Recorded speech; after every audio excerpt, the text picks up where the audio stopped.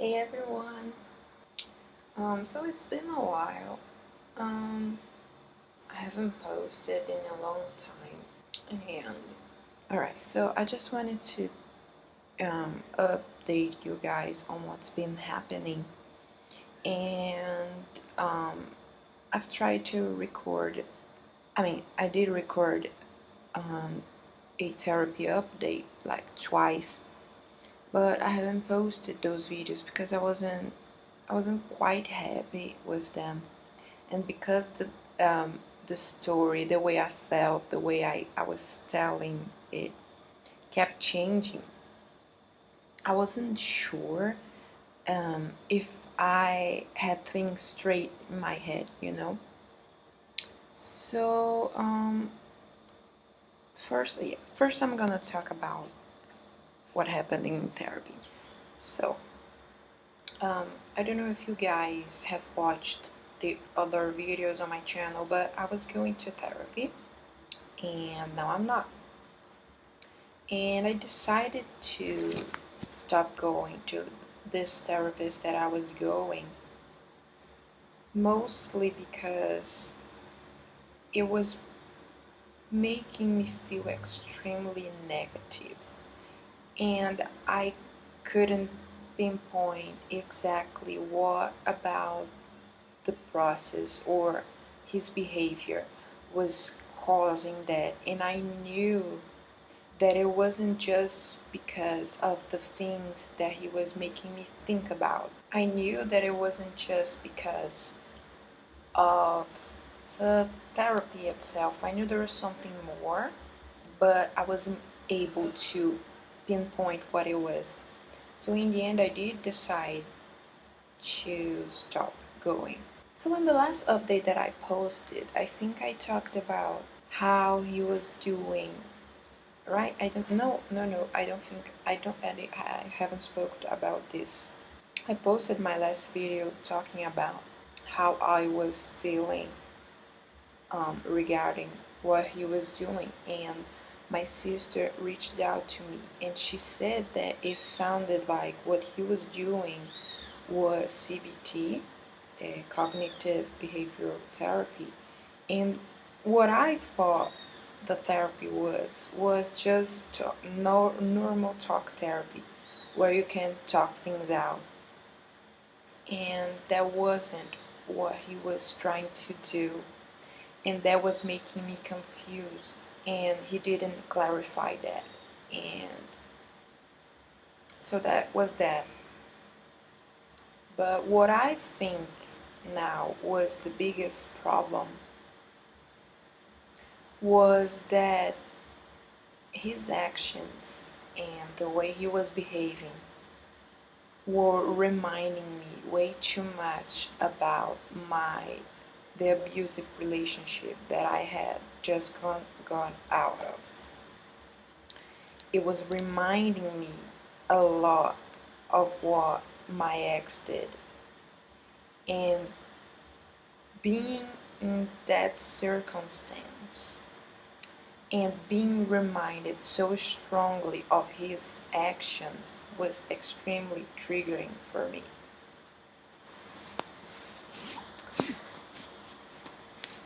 And there was a lot that was happening, because first of all, the therapist he had an extremely aggressive approach to the process. He communicated in a very aggressive manner. He a lot of times didn't listen when I was talking, and it also seemed like because there was that miscommunication of techniques, I wasn't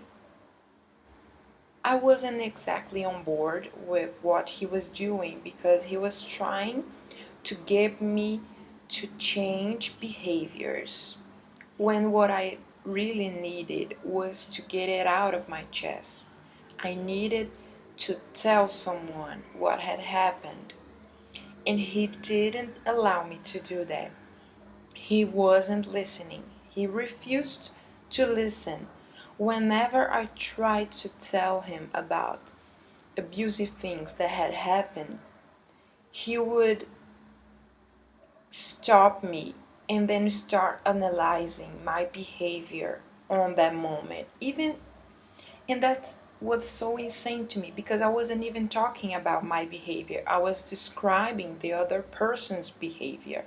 So I didn't even understand, like, how is he analyzing my behavior when I'm not talking about my behavior? Like, how can he not realize that some type of problem going on here in this relationship? Like, how can he not notice that there's clearly some type of miscommunication going on here? You know? And what happened was that he took my actions and the way that I was behaving.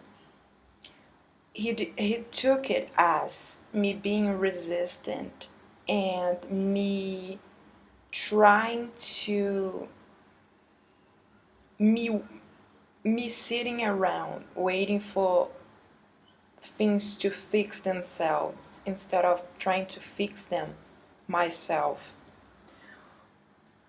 And he made up his mind about that.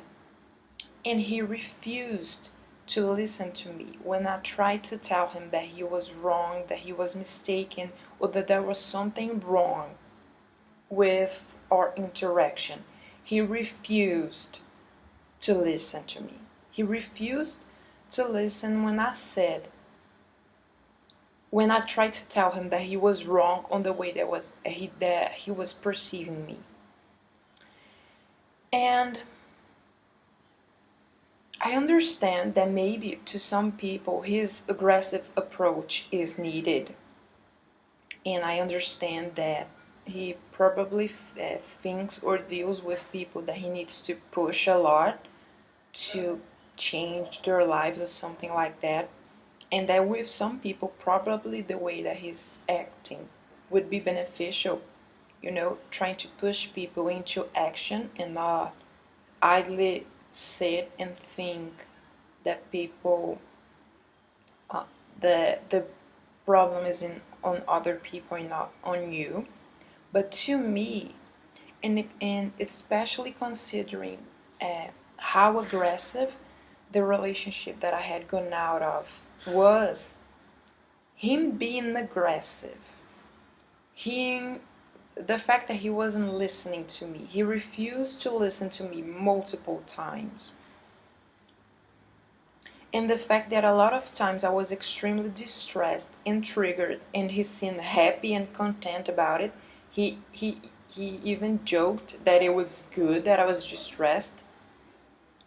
All of that not only are behaviors that very strongly resemble what my ex did, they were the completely wrong approach to take with me, which is someone who just gone out of an extremely abusive relationship that was filled with a lot of aggression and abrasiveness.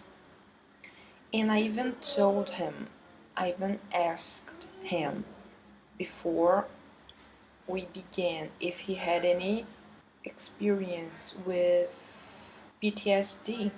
And he acted like he was on top of it and he was, I can deal with it. And when it came to it, he didn't. He was acting extremely aggressive to me when I was triggered. Even when I was triggered, and even when he should have understand that I wasn't being resistant or I wasn't expecting things to change by themselves. I was just having a reaction to the aggressiveness that he was showing me. So he was extremely unprepared to deal with me. And on top of that, the approach that he had to therapy was extremely unfitting to me. And even when I tried multiple times to tell him that something was wrong, something was off, something was not working, he wouldn't listen to me. So that's where things went wrong. And after not going for about 2 weeks, and then he traveled on the third week, I just decided not to go anymore, not even try to talk or tell him that, because it was just an extremely negative situation. And he clearly wasn't open enough or had experience enough to deal with it.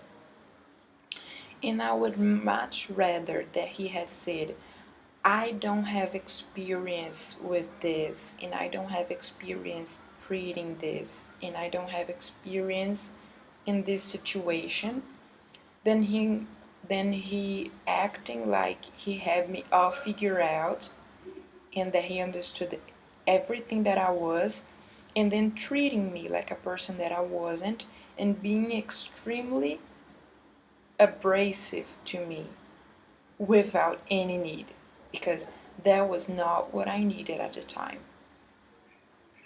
And I remember even one specific moment where we were talking and I realized that he was treating me like this person that I wasn't, that he was misinterpreting my actions, and I tried to communicate that to him. And he got extremely aggressive and he almost yelled to my face, but this is your fault, this is your doing, you're responsible for it. And I was like, I know, I already realized that you didn't need to scream it at my face. So like, he was extremely unprepared to deal with that situation, and not in one moment he was open to listening to me telling him that, or he realized that the process wasn't working, it wasn't the ideal process for me. So I decided to leave it, and that's the reason.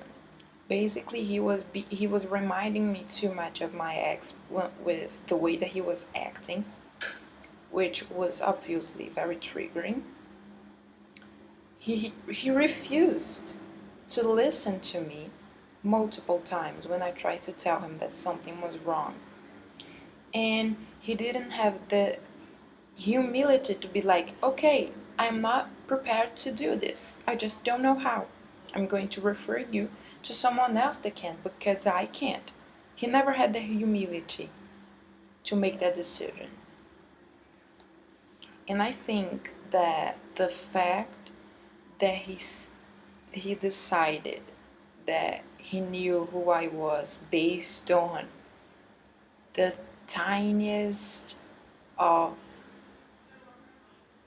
things that I had told him, and then he refused to change his mind about that, was not only extremely unprofessional, the whole experience was very re-traumatizing, because he reminded me of my ex so much with the way that he was acting.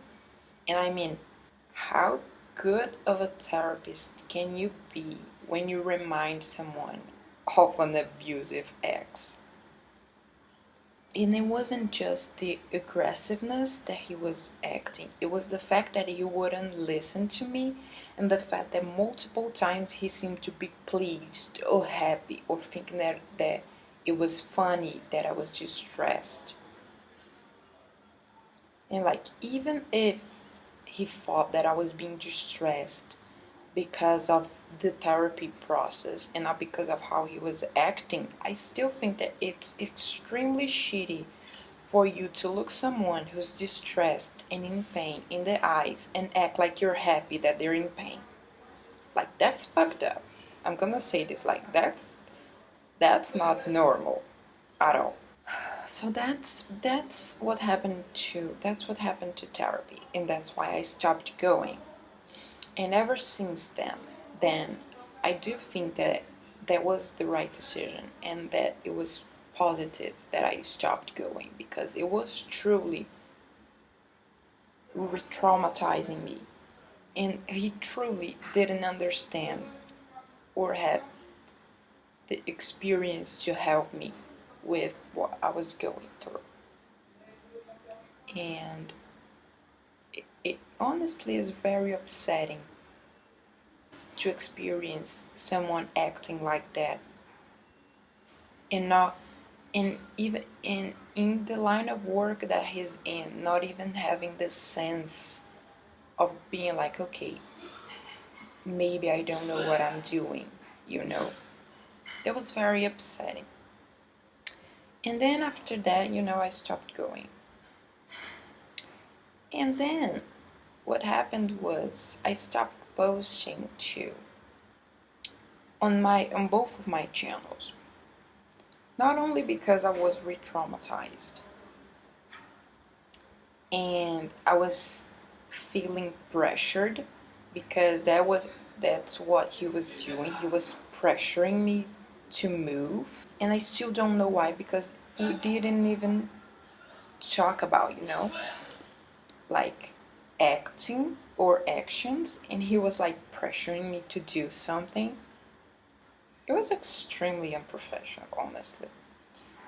So I stopped. And my biggest problem with my other channel is basically that I think that to do YouTube, you need to put some level of emotion on your videos and some level of yourself. And I just don't feel safe enough to share myself with people that can interact with me in, a day-to-day basis in real life. And it's odd because I really can't think of anything else to post that doesn't revolve around emotion. So I haven't found anything to post because I can't talk about anything without emotion, and because I don't want to. And with this channel, it was just